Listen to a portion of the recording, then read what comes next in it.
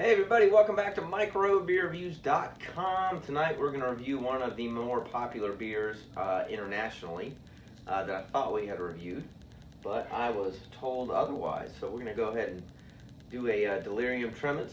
This is from Belgium. It's a Belgian ale.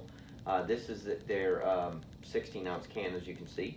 It does come in a really cool bottle selection as well.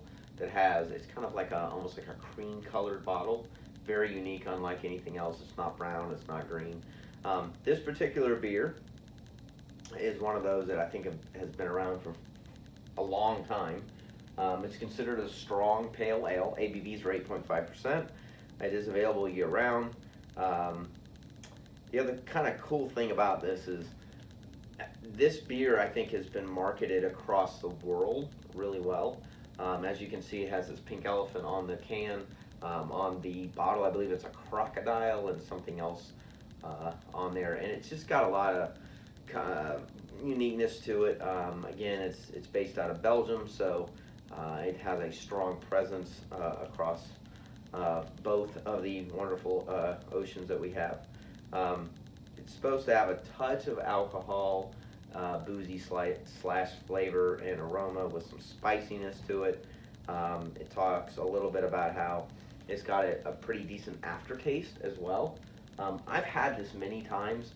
Typically, in my past, I've had it at restaurants where I was trying to have something different. I was going to have one beer with my meal, and quite honestly, that was years ago. So this is kind of one of those beer reviews, again, I thought I had done before, but I've done this YouTube channel for many years. We're going to go ahead and knock this thing out tonight. So, as you can see, it pours like a lager. It's got kind of a golden, yellowish, fairly filtered color to it.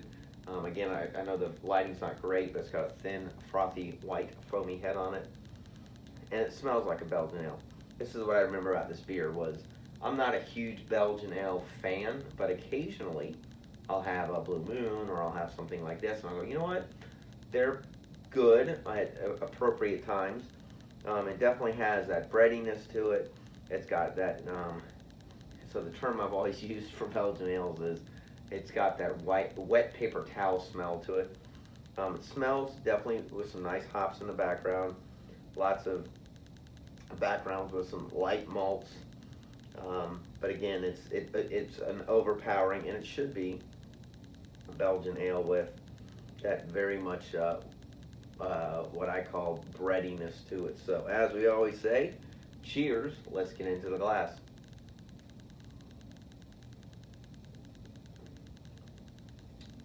So, yeah, this is what I remember. So it's crisp.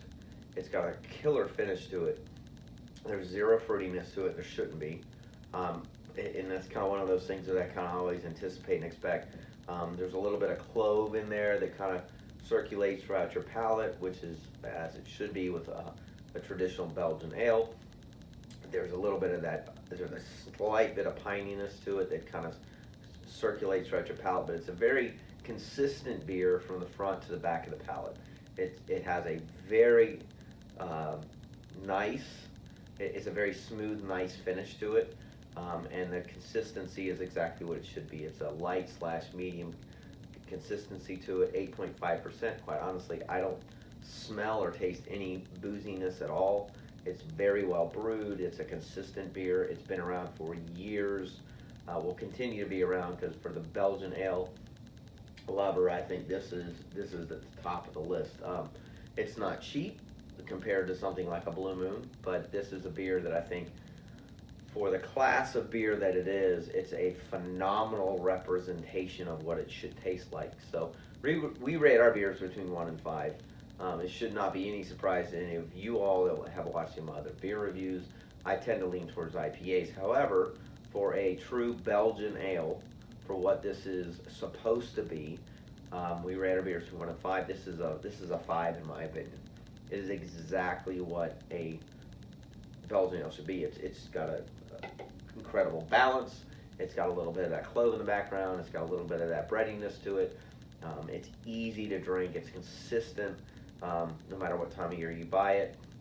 It's not cheap, and it shouldn't be.